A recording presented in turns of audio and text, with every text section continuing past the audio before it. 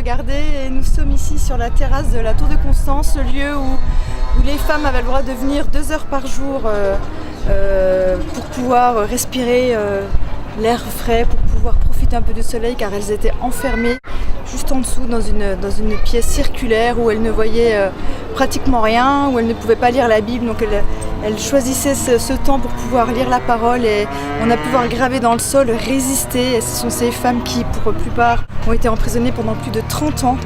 Des enfants sont nés même dans cette tour parce que ces femmes ont refusé de renier leur foi en Jésus, elles ont refusé de renier cette rencontre avec leur Sauveur et elles ne voulaient pas abjurer leur foi pour embrasser la religion que Louis XIV imposait à l'époque.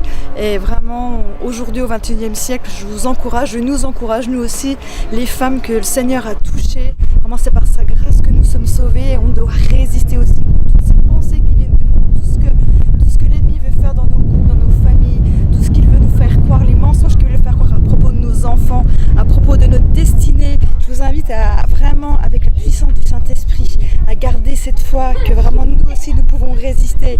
Et cette parole est vraie et puissante. Si Dieu est avec nous, qui sera contre nous?